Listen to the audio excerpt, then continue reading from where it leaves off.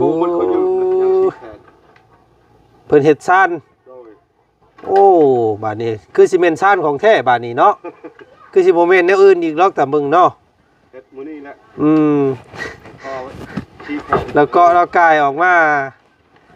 แล้วสิเอาตัวนี้ออกบ่บาดนี้มางตัวนี้ออกบ่ได้มางอันนี้เราแม่เราบ่ให้มางเอ้าบ่มางมันก็มันได้สิก็ลงตารางเฮือดขึ้นมาพี่อีกขอข้ามเอาข้ามเอาบ้านเราอยู่ปะนำมึงคือบ่มางออกรถมันจังย่างออกมาเลยมางคือกันล่ะ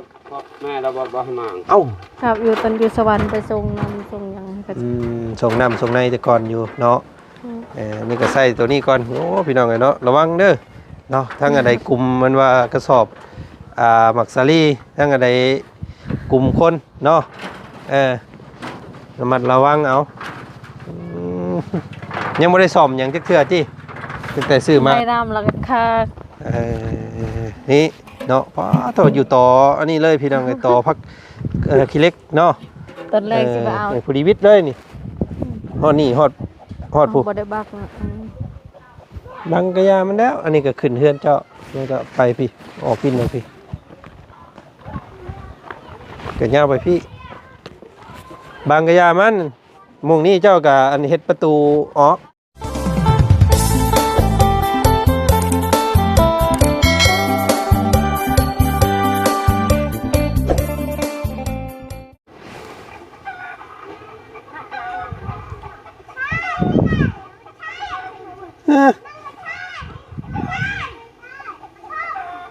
เอ้า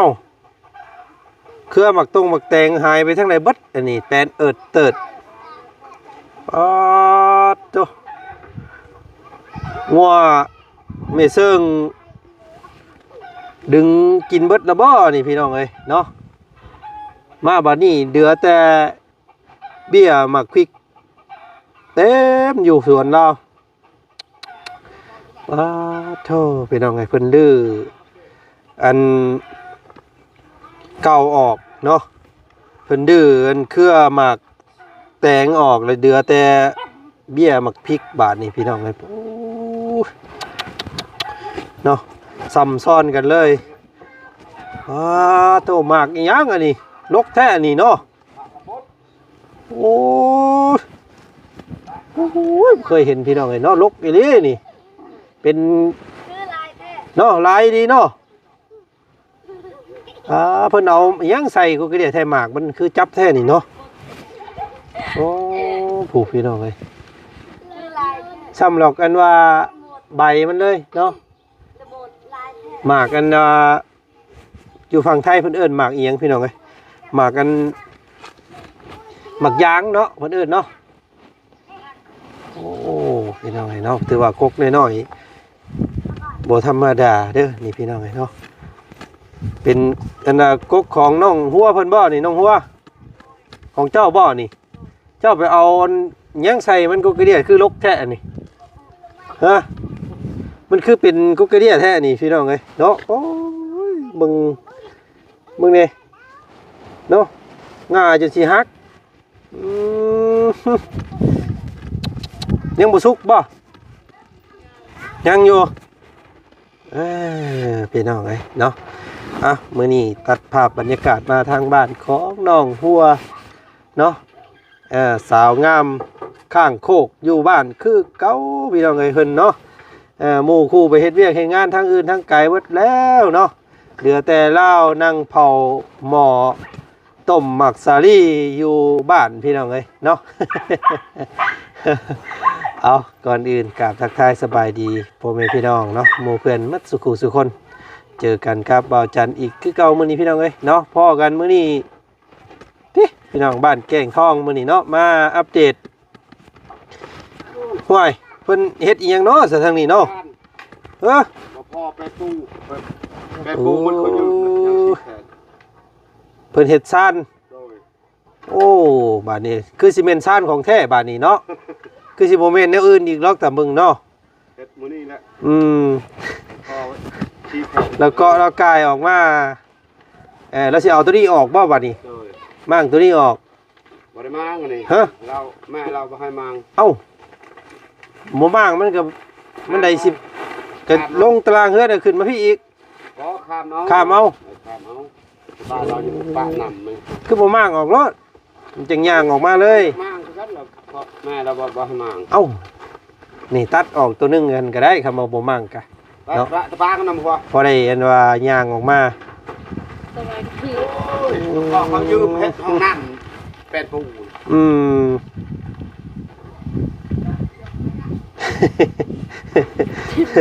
ไปเฮ็ดไปสังมานี่หัวเด็บมือโปโคโลอยู่บาดนี้เอ้า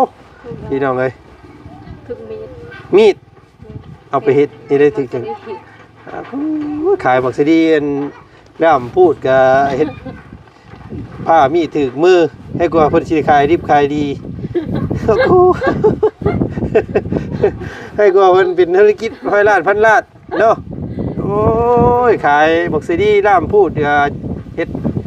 ผ้ามีดถึกมือถึกตีนเลยพี่น้องเอ้ยเนาะน้องเพิ่นกี่ใดเนาะกำลังสิกอไก่เฮือนครัวอันหม่งล้างถ้วยล้างจานออกมาพี่บัดนี้พี่น้องเอ้ยเนาะหมักทั่วหมักแตงไปมั่งตอนนี้นี่คือเป็นเติดอยู่ ไปโดนเร็ว ฮะ ไปโดนเร็ว โอ้พี่น้องเราฟังเสียงก่อน มากแต่เฮิงเลย แม่น เนาะเป็นเติดบัดนี้มีแต่ต้นหมาก มักเพชร หมากเพชรเนาะซ้ำซ้อนกันโอ้พี่น้องไอ้ทั้งเมนมเพิ่นนี่สำคัญเลยเมนมนี่เนาะไปทางใดเราไปทางใดมื้อนี้ บ่ฮู้คือกันน้องหากำมาแต่ขายมังสลี ขายหมักซีดีบ่เดียวคือมื้อนี่ แม่น ป้า ส่งมา ตัวเป็นสาวเลาะขายหมักซีดี ได้จักพันมื้อนี้ได้จักพูดขาย บดอันสอบหนึง บดสอบหนึงเลย แม่นเมื่อวานนี้บดสอบหนึงเอามา2สอบ เบิดบ่ขายเบิดบ่ เบิด โมเมนต์ไปแต่มันยังเดือยังอย่างเดียวโมเมนต์ไปทิ่มไปยังบ่ บ่ ไปเยี่ยนไปยายให้ครูให้คนชื่อจัก บ่ เอ้า ป เนาะ ระมาณแดงแพกเดี๋ยวนี้ ได้เท่าไหรเท่าไหรเงินได้เท่าไหร เงินนั้นได้300,000 โอ้ต้นทุนได้บัดนี้ต้นทุน อ๋อเท่านั้น360,000 ทุนน่ะ360,000 มันกำไร500,000 เออทุนใน300,000ปลาย แม่น เอาขายเฮายังได้ฮอดได้500,000 แม่นบ่ไล่ทางน้ำมัน น้ำมันเนี่ยน้ำหันเลย น้ำมัน80เอาออกหักเอาออกหมดแล้วยังเหลือ500,000 หักน้ำมันออกเนาะยังเดือเงินอยู่500,000เท่ากับได้กำไรอยู่200,000สิบ่หรือว่าได้กำไรมันนั่น500,000เลย กำไร500,000 โอ้ 2 มื้อ คือดีแท้ อ๋อเจ้าไปลงทุนมานี่300,000ปลายแม่นบ่ แม่น โอ้ แต่ว่า มันก็ซ้ ขายน้ำหมูเอากับแบ่งกัน ำมันก็ซ้ำกับว่าเจ้าซื้อมา300,000นี่รวมทั้งทุนทั้งนั้นกับเกือบฮอดล้านไปได้สิเนาะ โอ้ไปขายนี่ได้นี่ขายแพงอีหลีไปจัก บ่ถุงละ10,000 ซ้ำเจ้าขายให้มื้อนั้นบ่ แม่น อืม แต่ว่าน้องไปขายอยู่ถ้าว่าขายทง20,000ขายทางเมืองน้องหันสิได้อยู่กูละอันมื้อนั้นนั่นน้องเอามาซองสอบแล้วไปขายน้ำหมูอยู่วันทางเมืองน้องหันขายทงละ20ทง15ได้ผู้หนึงอัน300,000ปอนด์400,000ผู้หนึงละ400,000 อันกับน้องยังก็อันที่ซ่อนเจ้าไปนะ มันมีวง เนาะไป2คนเอาเด้อได้หน่อยก็อย่ามันปันกัน ไปผู้เดียวหันโอ้ยเนาะ ผู้เดียวสุขายเท่านี้บ่กล้าไปทางเมืองน้องเป็นย่านคือกัน เพื่อสิไปฮอดผู้เนาะขี่รถไปพี่น้องเอ้ย แต่ว่าขายเท่านี้เมื่อวานนี้เราข่าวเบียร์ก็เลยไปผู้เดียวเพราะว่ามีเงินก็เลยไปผู้เดียว มีค่า จาก ขา นั้ ย นก็สิไปเอาหมักสลีอีก เราสิไปเอาอีกบ่นี่ไปเอาอยู่ไสครับอยู่ไส อยู่ซิโปน สวนมันบ่มันว่าน้ำตลาด อันเขาเจ้าเอาขึ้นมาแต่สวรรค์พุ่นน่ะ อืม เอามาลัดเอาอยู่ซิโปน แม่นได้อยู่แถวสวรรค์แถวบ้านอ้ายพูดเพิ่นปลูกหลายเนาะมันบ่แพงเฮาซื้อเป็นนั่นน่ะเป็นทุงเป็นกระสอบมา นรถลมสองคนอันสลีสองคน ตั้งคนนี่รถลมบนทางเข้าพุ่น โอ้มาเบิ่งอยู่มาเบิ่งห้องห้อยการเฮ็ดเวียกเฮ็ดงานเพิ่นอยู่พี่น้องเอ้ยเนาะใส่รถอันนี้เนาะ แม่น คือบ่เอาเจ๊ใส่รถ3ล้อเอา ใส่รถสำรอง เอาซื้อ3ล้อมาพ่วงใส่รถพ่วงนะรถอันน่ะพ่วงข้างอะนะ ก็มีเงินซื้ออัน ขาด ถ้าว่าก็อันพ่วงข้างอยากได้อยู่บ่มันจังไปขายมักซีดีได้หลายเด้ โดย แบบคือรถอันว่า ได้รถแบบนั้นมันสบายอยู่ เนาะ รถอันนั้นรถสเล็กงั้น รถ คือว่าร ถสเล็ก รถซาเล้งเนาะเพิ่นเอิ้นเนาะเขาก็ข้างออกมานะ แม่นคือข่อยขับอันตอนข่อยอยู่สวรรค์หันไปส่งนำค่ะ อืม อันได้รถแบบนั้นอันไปขายหมักสลีหมักหยัง แตง คือรถอันดาที่เพิ่นในค่ามาขายอันส้มตำเลยเนาะเฮาพ่วงใส่รถข้างแล้วก็เอาหมักสลีหยังเทยต้มแล้วก็เอาไปขาย หมักม่วงหมักหยังไปดอก อืม ขายแถวทางเมืองนองหัน สบายแบบนั้นเนาะคักแลแบบนั้นพี่น้อง นี่ เอ้ย จักสิถือคนนำสลีนำ รถนี้ว่ารถเจ้ารถอันนี้บ่แม่นว่ารถท่านนี้บ่ แม่น หมุนบ่ได้รถเราก็ได้พี่น้องเอ้ยเนาะจน บ่ได้ลาก เก่าจนเฒ่าเบิดบะนี่เนาะ บ่ได้ลางเอาไปขายไปหลอกขายตลอดบ่มีเวลา เอ้ยพี่น้องเอ้ยเนาะสามมันว่าได้อ่า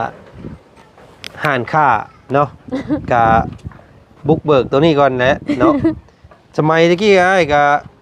เฮ็ดแบบนี่เลยไปขายอันเพิ่นเอิ้นพุ่มพวงบ่พุ่มพวง ที่ว่าเอาใส่กระตาใส่นี่แล้วก็ไปขายของกินของหยังนะขนมมีหยัง ใส่ เต็ม กระส นะ อบแล้วก็ใส่ข้างหน้า อืม ไปหลอกขายบ้าน ตกคันให้คันหน้ากระทึกอ้ายตะกี้ก็ได้ ตอนมาแต่ฝั่งไทยแรกๆติดโควิดพี่น้องเอ้ยเนาะขายนายจ้างเพิ่นบ่มีเงินจ้าง เพิ่นก็เลยให้พากันกลับมาบ้านก่อนที่นี่พากันฮุบลูกฮุบเต่ามาแล้วก็บ่มีเวียกเฮ็ดบาดนี้ครับตัวนี้แหละไปขาย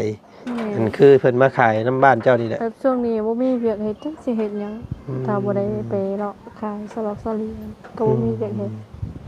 โอ้ยมันถือว่ากำไรดีอยู่เด้ข่อยว่า เนาะถือว่าโอเคเลยตัวนี้นะอันไปฮับมันมาบ่ปะเด้อเนาะมักซิดีก็ต้องเอามักซิดีหลายอย่างแน่ว่า ก็หลายคนตลอดเลยคู่มือเขามาขายมักสลี อืม จนเขา มั มัน ก็หลายคนขายเนาะ ญาติกัน เพราะว่าคู่มือเลยมักสลีนี่นะ หน้า ตอน ค่ เช้า อย ก็มักสลีตอนแรกก็มักสลี เนาะ จะ หน้า กินแบบใด หน้าค่อยสิเป็นมักซิดีเลยเขาว่าจิ เออออกเจ้าก็หาแนวอื่นผสมน้ำแหละว่าเนาะสิเอาแต่มักซิดีไปขายอย่างเดียว นี่เห็นบ่นี่เห็นบ่หม้อแหกแตกกระโปะ โอ้ หา แม่เอ้ยเครื่องมาแล้ว อ๋อกระโตกกระเต็นเนาะ เบียดนี่เก่งได้เบียดดีพี่น้องไงขายเอาอดเอาสำนีก่อนนั่นแหละเนาะ3 ไร่ขึ้นอีกโอ้อันว่าซาเล้งที่บ่จันเคยซื้อมานี่ก็ถือว่าแพงเจิบอยู่ได้แพงอยู่ 4-5,000 บาทพุ่นประจักษ์พี่น้องไงเอาพ่วงมันมาใส่นี่นะพ่วงใส่เนาะแต่ว่าเจ้าขับเป็นอยู่บ่ เป็น ได้อยู่เนาะ ได้ เออ เคยขับอยู่ตอนอยู่สวรรค์ไปส่งนำส่งหยังก็ ส่งน้ำส่งในแต่ก่อนอยู่เนาะนี่ก็ใส่ตัวนี้ก่อนโอ้พี่น้องไงเนาะระวังเด้อเนาะทั้งอะไรกลุ่มมันว่ากระสอบหมักซาลีทั้งอะไรกลุ่มคนเนาะระมัดระวังเอายังไม่ได้ซ่อมหยังจักเทื่อที่ตั้งแต่ซื้อมานี่ เปลี่ยนแต่น้ำมันเครื่อง ดีอยู่สักพี่น้องไงเนาะ ตัวนี้ เพราะว่า มันดักเดี๋ยว โอมิครอนหาต้องให้สร้างคนเอาเอียงมาใส่อีกเนาะเปลี่ยนแต่น้ำมันเครื่องเพราะว่ามันเป็นจักรฮอนด้าได้พี่น้องเลยเนาะถือว่าทนอยู่ตัวนี้ถ้าเขาซื้อรถอนามาเล่นั่นอันนั้นเนาะอันนี้บ่มงขายนะ มงผลิตสินค้าเพิ่นนี่พี่น้องเลยเนาะ มองนี้แหละ ใช้สาธิตให้เบิ่งนี่โจมหม้อมาข้างบ่แต่เก่านะ แม่นใส่มังสรีแล้วก็ใส่น้ำแล้วก็คา นี่เนาะป้าต่ออยู่ต่ออันนี้เลยพี่น้องไอ้ต่อพักขี้เล็กเนาะ ตอนแรกสิมาเอาสิต้มอีก ต้องไปเอายูเซโปนเนาะ แม่น เขาเอามาบาทเดียวละลายก็บ่ได้บ่ สิถือแบบใดเด็ดจ้ะ อ๋อรถมาบ่ได้เนาะ อันยันมันขายบ่เบิดแล้วเอาเฮาปะไว้แล้วมันก็เหี่ยวมังสรี มันก็บ่แซ่บเนาะ แม่น มันเป็นมักซีรีข้างคืนเนี่ยก็บ่งามเนาะบ่ แม่น ต้องขายให้เบิดนะเนาะ แม่น ถ้าเฮาเอากลับมานี่มันกินบ่ได้เนาะ มันเข้าตู้เขาอย่างใดมันก็เป็นอีกแบบหนึงเลยพี่น้องมักซีรีก็ได้ เฮาซื้อไว้เทื่อละน้อยแล้วก็ขายเบิดแล้วไปเอาอีก อืม ไปเบิ่งไปเฮ็ดจังได๋ดูแม่เพิ่นบ่อยู่ซ้ำมื้อนี้เนาะกินข้าวแล้ว กินแล้วกินต้มมี โอ้ มาแต่ ย ขายมักสลีกินข้าวเช้าหาก็12 โมงกินข้าวเช้าตื่นเช้ามาแล้วก็ต้มมักสลีแล้วก็ไปขายแล้วค่ะมาจะกินข้าวขายมักสลีเบิดก่อนจะกินข้าว เอาพี่น้องไงเนาะก็เห็นว่าน้องเพิ่นขายหมักเซิงซีรีส์คิดว่าสิเข้ามาอุดหนุนเพิ่นก่อนสิกลับบ้านมื้อนี้ว่าซั่นซะ กลับบ้าน ว่าสิกลับมื้อนี้เนาะ ใช่ว่าหาก็ขึ้นมา หาขึ้นมาได้2 มื้อก ลับ มื้ออะไร กลับอีก เที่ยวไปเที่ยวมาแล้วเขาบ่าวบุญกับอาจารย์ลาวเพิ่นสิเป็นเดินทางก่อนแล้วเมื่อกี้นี่พี่น้องเอ้ยยังน่ะ อาจารย์ลาวกับอันบ่บุญสารวัตรเข้าเมื่อแล้ว เมื่อแล้วหาเพิ่นหาก็อันกายเมื่อกี้นี่บ่จักพี่น้องคิดว่าเราแวะเจ้าบ่ได้แวะบ่อืมยังบ่ได้มาเฮ็ดบ่สร้างอิหยังเพิ่นทั้งนี้ ยัง เนาะจักเพิ่นเว้าซะใดค่าสร้างเนาะ เจ้าบ่บอกกันรูปทรงมันให้เพิ่นก็ประเมินให้บ่ถูกแล้วเว้าต้องบอกรูปทรงมันขนาดมันเพิ่นจังเงินว่าสิได้เพิ่นจังสิประเมินว่ามันเท่าใดราคาเนาะ อยากให้สุอายแนะนำให้เพราะว่าน้องแบบใดแบบ โอ้ นั้น ยตายแล้วนี่นึงเลยเนาะเอามาอีกเสานึงเนาะเอามาอีกเสานึงแต่ตอนนี้มันเป็น4เอามาอีกเสานึงเอามาอีก2เสา 2 เสา เอามาอีก2ต้นเนาะมาอีก2ต้นเฮ็ดทรงโมเดิร์นขนาดกว้าง6ยาว9ให้ แล้วก็กอแล้วก็อันใส่ประตูเลื่อนบอกเพิ่นนึงมันสิไปเอาเท่าไหร่สิเด้อ โดย กว้าง6ยาว9ทรงโมเดิร์นทรงแบบคือห่านนั่นน่ะทางหน้าอันเฮาเข้ามาแต่บ้านเจ้าน่ะสร้างเพิ่นสิว่าเท่าใดสิก่อข้างใส่ปองเยี่ยมบ่ใส่ประตูนั่นเอาบ่ใส่ก็อย่าประตูใส่ประตูเลื่อนเอาเนาะหันค่าเวลาเฮาเปิดขึ้นมันจังแจ้งถ้าใส่ประตูอันนั้นน่ะมันมืดเพราะเป็นจังไดเนาะลูกค้าบ่อยากเข้าแล้วมันหอม ลืมเลยปงอะไร กว้าง6 ยาว ยาว9อัน6อันละ6ต้นมันก็เข้ากันอยู่พี่น้องไง6ต้นเนาะนี่มันเฮ็ดอยู่นี่แล้วค่อยว่าโอเคแล้วเฮ็ดอยู่ข้างมงนี่พี่สิบอกพอดีเลยนี่6นี่พอดีวิทย์เลยนี่ฮอดนี่ฮอดผู้ บ่ได้บักนะ บังกะยามันแล้วอันนี้ก็ขึ้นเฮือนเจ้ามันก็ไปพี่ออกพี่เลยพี่ก็ยาวไปพี่บางกะยามันมุงนี้เจ้ากับอันเฮ็ดประตูออกประตูไขออกไปเฮือนเจ้าเวลาเจ้าลงมาที่เฮือนก็ไขเข้าห้านเลยสักได้ทางนี้ก็เฮ็ดประตูดึงลงเติร์ดลง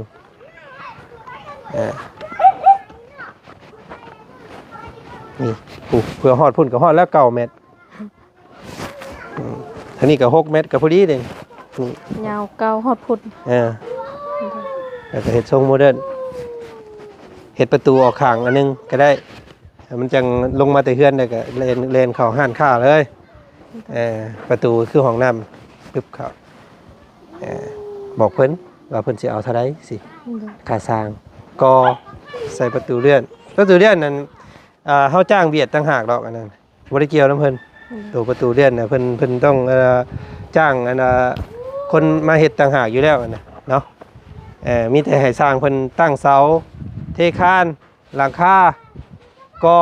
สาบเทพื้นเท่าไหร่หรือว่าตั้งเสาเฮ็ดหลังคาก่อนก็ได้มันบ่มีเงินเด้เฮาเอาไปทีละสเต็ปก่อนเนาะว่าสิจ้างบาทเดียวแล้วบ่มีเงินได้เว้าเนาะเฮาต้องบอกว่าตั้งเสากว้าง6 เมตรยาว9มุงหลังคาให้เทคานสร้างเอาเท่าใดสิถ้าเพิ่นประเมินมาว่าเท่านี้ล้าน10 ล้านหรือ15 ล้านก็สิได้ฮู้เนาะสั่นแล้วว่ะโอ้ค่าก็ได้มีศิลปะในหัวแท้ๆเป็นไปฮอดใจเด้พี่น้องเอ้ย เป็นแต่ไปข่าวบักสลี บ่ได้เดี๋ยวขายมักซิดีบ่เนาะนี่ก็ถือว่าอันได้ดีอยู่พี่น้องเอ้ยเนาะตามที่ว่าจันว่านะเพราะว่ามาเอาลงทุน300,000ปลายเฮาก็ได้ประมาณเกือบล้านเลยก็คือว่าครึ่งทบครึ่งเนาะมีวินัยในการขายได้ก็เก็บเงินดีๆก็ได้เงินย้อนได้นี่ก็ได้แต่ว่าต้องมั่นไปได้เนาะสอดเข้าตารางผู้นั้นตารางผู้นี้ได้เนาะ ไปทุกวัน เวลาเห็นลูกเพิ่นให้เนี่ยก็บ่ต้องไป เจ้าเพิ่นชื่อผู้แล้วจึงไป โอ้ยสมัยก่อนอ้ายไปหาขายนี่แบบจนอ้ายพี่น้องเอ้ยเนาะต้องเชื่อเพิ่นให้ เฮ็ด นะ หนาวกูมือเลยบักสลีเมื่อวานเลยค่ะบักสลีมื้อนี้ก็บักสลี เพิ่นเทื่อเพิ่นให้จังเทื่อก็โอ้ยมาอีกแล้วลูกข่อยแฮงให้ไปขายอย่างอื่นเนี่ยลูกข่อยให้นี่ยังมาอีหยัง เขาก็หน้าด้านไปแล้วเนาะ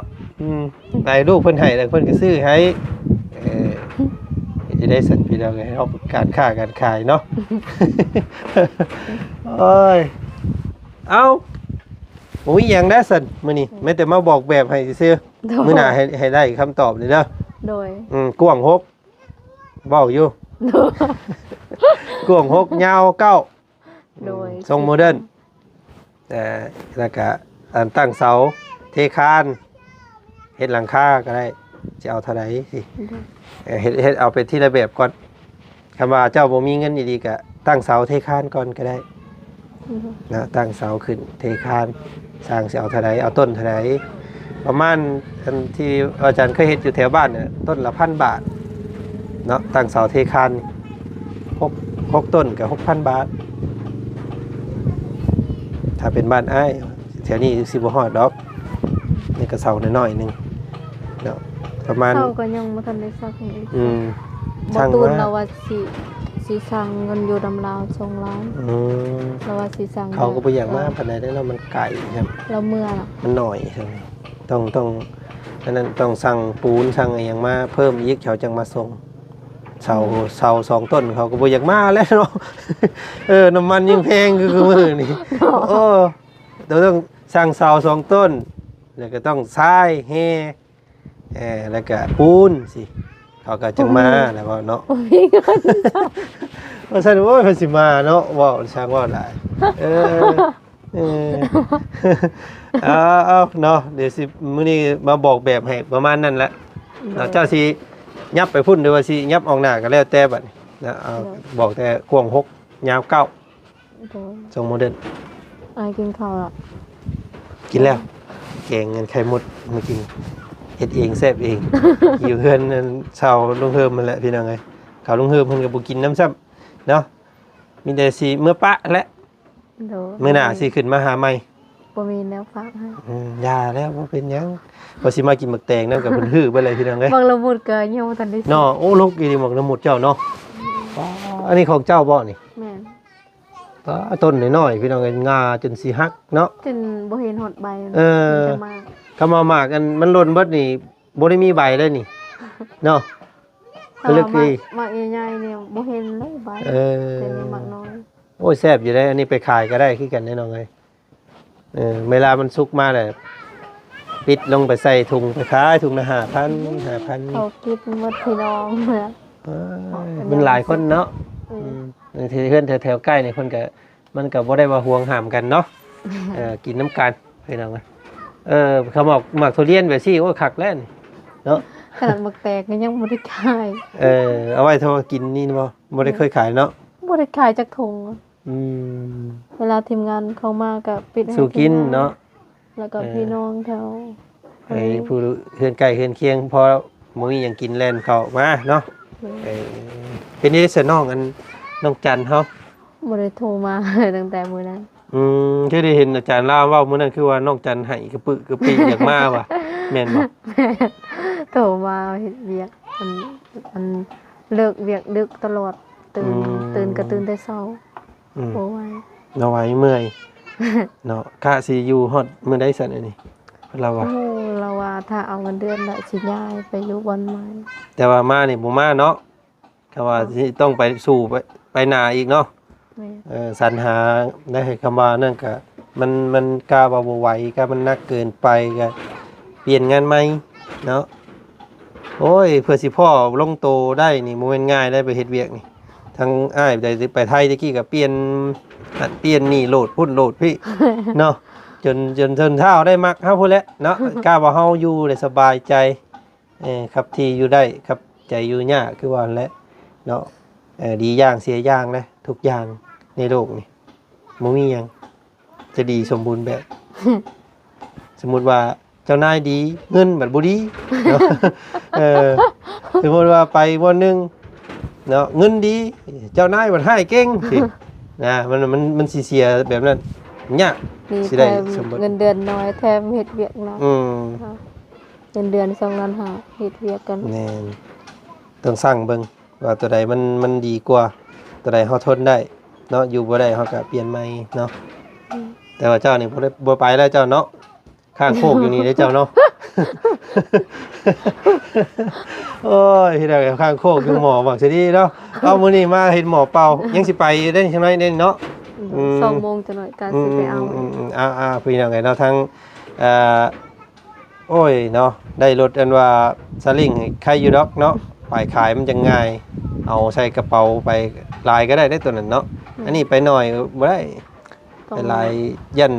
กิ่งนุ่งคล้อง ส่งมือต้องส่งมือไปขายส่งสอบส่งมือไปขายมือละสอบ คอยเป็นคอยไปแล้วเฮ้ยเนาะเริ่มนับหนึ่งดิเนาะ สักมืออาจจะมีรถจะว่ารถกระบะเพิ่นไปจักไปขาย เราบ่ได้คนเฮาเนาะ